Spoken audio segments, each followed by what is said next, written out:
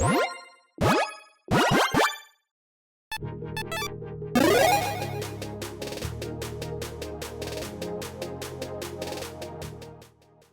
everyone, Mitch coming in for the Commander Score Studio. Welcome to the show. So, earlier today, I did an episode on Isu the Abominable, and my apologies if I mispronounced that name. It's either Isu or Isu, I think, but yeah, please let me know in the comments below if you know which one it is. Regardless, if you have not seen that episode just yet, make sure you check it out at some time. But don't leave just yet, because you've got to stay tuned for this episode on Ardoz, Cobbler of War, yet another exciting Jumpstart commander, or should I say Jumpstart 22 commander. I'm already making mistakes. Anyways, if I make any mistakes on this episode, you know what to do. Blame Eddie in the comments below. And now with all that said, let's jump into it.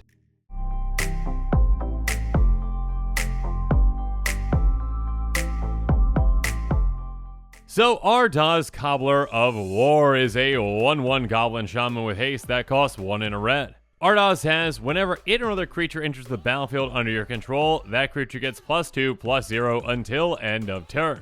And by paying 3 in a red, create a 1/1 red Goblin creature token with haste, activate only as a sorcery. So, this low-to-the-ground commander has a good amount of potential. First up, this commander has haste itself, so obviously that demonstrates, cool, hey, if you've got some hasty creatures, you are going to definitely benefit from this creature quite a bit. This commander itself, obviously, it's just a 1/1, but when it comes into play, it's going to get +2/+0, and it can swing, for 3 damage. And obviously, that's not all that much for a commander, but when you illustrate that with other creatures that might have haste, that you can give haste, and we'll talk about quite a few here in a bit that can be great with this commander, that amount of damage can add up a ton throughout the game. Especially when you're essentially tripling the damage output of a creature right away, like, what is happening with this one. Going from 1 power to 3 is a huge difference. Now, this commander does have an ability, obviously, for, essentially 4 mana, 3 in a red. You get a 1/1 Goblin with haste. So again, temporarily, it's going to be like, a 3/1, so that can be impactful in combat. 4 mana is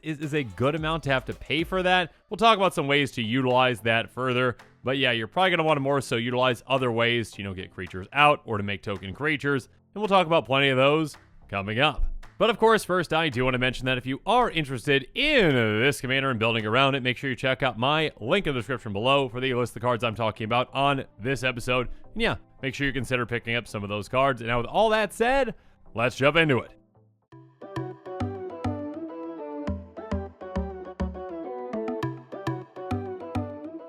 So the card that this commander actually reminded me of most, and the one that I want to bring up, and one that is actually going to be really good with this commander as well, is Ogre Battle Driver. Ogre Battle Driver is a 3/3 Ogre Warrior that costs 2 red, and it says, whenever another creature enters the battlefield under your control, that creature gets +2/+0 and gains haste until end of turn. So again, Ogre Battle Driver is very, very, very similar to our commander. It does cost twice as much. Basically does the exact same thing. When that creature comes into play, it gets a slight pump, +2/+0. But this one also grants that creature haste, which of course can be massive because, yeah, just pumping a creature when it comes into play, you can't really utilize that creature for attacking if it doesn't have haste right away, so just kind of wasting that opportunity to have that creature pumped. Now, that being said, there are other ways to take advantage of it, and we'll talk about that here in a bit.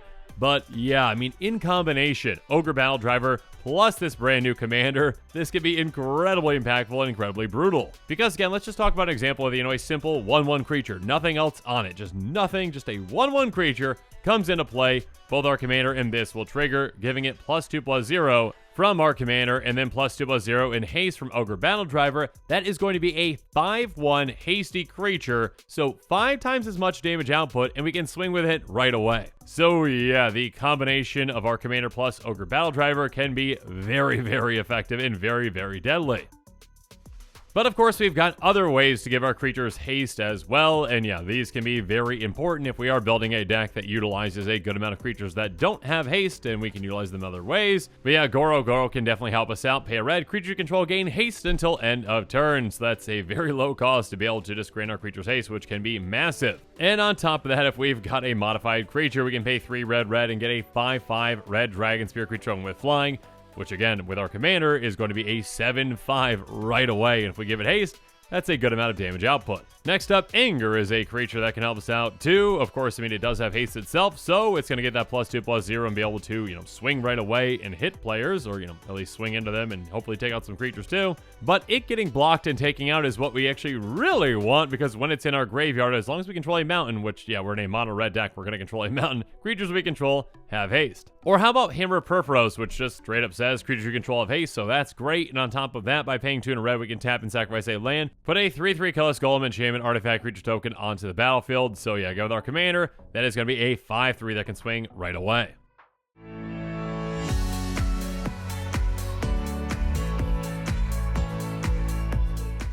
But of course, we've got a lot more efficient ways to make a lot of tokens throughout the game. I mean, Loyal Apprentice is a very low to the ground creature, a 2/1 with haste itself, so this can just hit for 4 damage right away very early. Of course, on top of that, that's not going to be all the damage we're dishing out with it, because at the beginning of combat on our turn, if we control our commander, we get a 1/1 Thopter with flying and haste until end of turn. So basically, initial 3 damage each turn coming at our opponents, and again, that's flying, so that can be some great evasion to get it through. Now, I will warn you about this next one. It can be helpful in certain builds around this commander, but in other ones, it can be pretty detrimental, so don't build it in this way if you're not going to be utilizing your commander in certain ways. But yeah, Goblin Assault says at the beginning of your upkeep, create a 1/1 goblin creature token with haste, and goblin creatures attack each turn if able. So again, thanks to our commander, we are getting basically, again, a 3/1 hasty goblin each turn to attack with. It comes down to a 1/1 after that, but that's fine. That's a lightning bolt worth of damage each time we're attacking with a new goblin. That being said, again, it does force our goblins to attack, including our commander. So unless you've got ways to protect your commander or ways to pump your commander, make sure you stay wary of utilizing this card, because there are plenty of other fantastic ways to make tokens. I mean, like Canewar Garrison, whenever it attacks, put 2 1/1 red human creature tokens on the battlefield, tapped and attacking. Again, this itself does not have haste, but we've got plenty of other ways to give it haste, and if we do, we swing with it right away, for 4 damage, plus those 2 1/1s that are coming into play. That's initial 6 damage, because they're each going to be 3/1s essentially, tapped and attacking. Yeah, that can really add up throughout the game. Speaking of adding up, how about Tilanali Summoner? It has Ascend, and yeah, getting the City's Blessing in a deck like this is going to take us absolutely no time. Whenever it attacks, we can pay X in a red, and if we do, we get X 1/1 elemental creature tokens that are tapped and attacking. At the beginning of your next end step, exile those tokens unless you have the City's Blessing.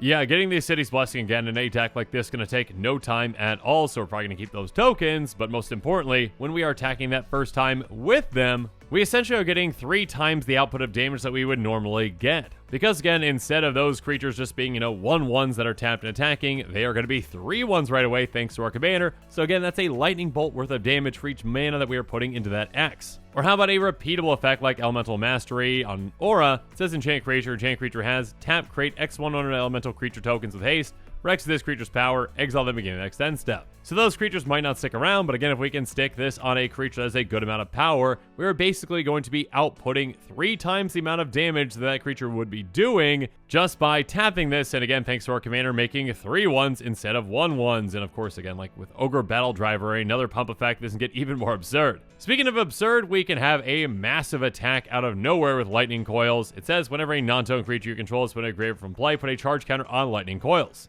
And at the beginning of your upkeep, if Lightning Coils has 5 more charge counters on it, remove all of them and put that many 3/1 elemental creature tokens with haste into play, remove them from the game at the end of the turn. Basically, we can store up our creatures going away into one massive, or we can do this multiple times throughout the game, but yeah, a massive just army of lightning elementals that would usually be doing a lightning bolt's worth of damage, but again, thanks to our commander, it's going to be 5 damage per each creature. So yeah, that can be a good finisher for us. And speaking of a finisher, how about a card like Tempt with Vengeance? It has Tempting Offer, put X1 around to creature tokens with haste on the battlefield. Each opponent may put the same number on the battlefield. Each player does, you get that many extra. I kind of abbreviated that one. But anyways, basically, hey, put a lot of mana into that X, make a bunch of 1/1 red hasty creatures, and swing away with them. Again, a lightning bolt's worth of damage for each one, 3/1s instead of 1/1s. And if your opponents, choose to actually get tempted by that, you're going to get even more, and that could be incredibly deadly. Speaking of which, even a card like Firecat Blitz can really help you out. Put X 1/1 red cat creature tokens with haste into play. And then exile them at the turn. You can also flash this back for XX and sacrificing X mountain, so this can be a good kind of, finisher, desperation finisher, even in some situations. But yeah, you can make a massive amount of counts by dumping a bunch of mana into it, or again, just, desperately sacrificing your mountains to hopefully get enough creatures into play with enough damage thanks to your commander, basically again tripling that damage for you. Or we can also utilize a card like Mirror March to utilize our creatures further to make even more deadly creatures. It says whenever a non-token creature enters the battlefield under your control, flip a coin until you lose a flip. For each flip, you create tokens to copy that creature. Those tokens gain haste, exile them, begin the next end step. So no matter what our creature is, it is going to be a hasty one, or at least a copy of a hasty one if we're winning some flips. And yeah, we can dish out a lot of extra damage with this throughout the game in combination with our commander.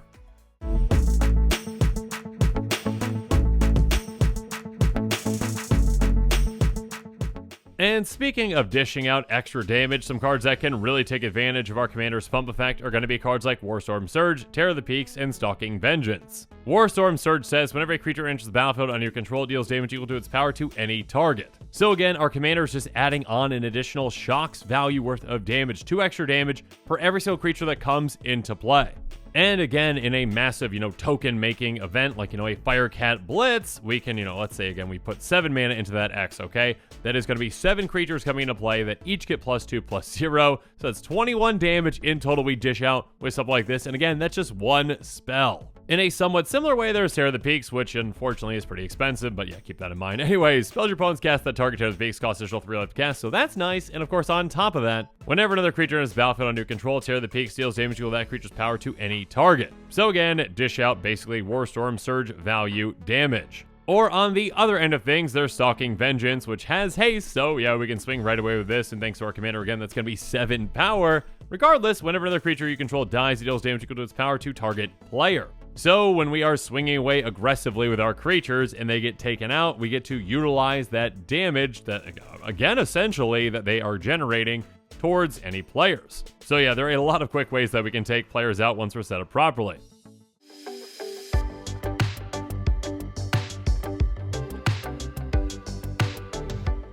Finally, though, I do want to talk about some ways to potentially make your commander's activated ability even more impactful. So let's talk about some cards like Ashnod's Altar and Hearthstone. And Ashnod's Altar is unfortunately decently expensive, and Hearthstone's actually getting up there as well. Regardless, if you are really looking to utilize our commander's ability, first up, Ashnod's Altar has sacrifice a creature, add colors to your mana pool. So yeah, if we've got one of our creatures going away, potentially some of those that, either just, die at the end of the turn or exile at the end of the turn, or if an opponent's just getting rid of them, we can just sacrifice them for mana to make more creatures thanks to our commander, which again is a 4 mana activation in total. Again, 3 and a red, so yeah, paying for 2 of that can be huge. And speaking of that, though, there's Hearthstone, which can actually make it a more cost-efficient activation. Basically, it says the cost of each activated ability for every creature in play is reduced by 1. It does count our opponent's creatures as well, but it's counting ours too. So yeah, our commander's ability now just costs 3, which is a lot more cost-efficient. Again, I'm not saying that you have to go in the direction of, activating our commander's ability. It can just be a good kind of emergency thing to do. But yeah, if you do want to utilize the activation, definitely consider some ways to make it more efficient.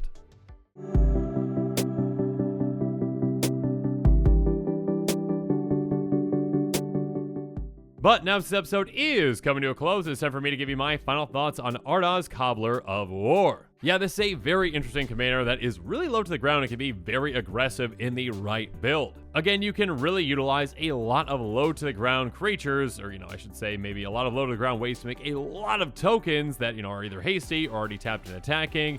And you can just really pump out a ton of damage in absolutely no time with this, especially in combination, with other things that benefit from that pump as well, like a Warstorm Surge.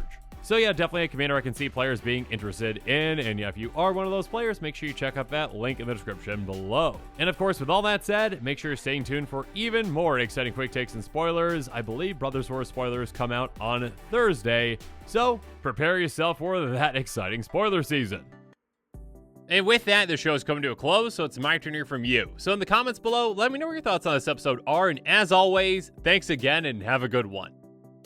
This show and episodes like this one are possible thanks to viewers like you. If you're looking for an easy way to help support this show, make sure that you like, share, and subscribe. Also, hit that bell notification icon so you don't miss any new episodes. You can also go check out our playmats and other merchandise at thecommandersquarters.com. We also have a ton of brand new t-shirt designs in stock, so make sure you check out those as well. Another easy way to support this show is with our TCG player affiliate links. So whether you're buying a deck or individual cards, you can use this general link right here or one in the description. And the final way that you can support this show is by supporting us directly by becoming a patron. There are many benefits to being a patron, and I truly couldn't do this without all of their support.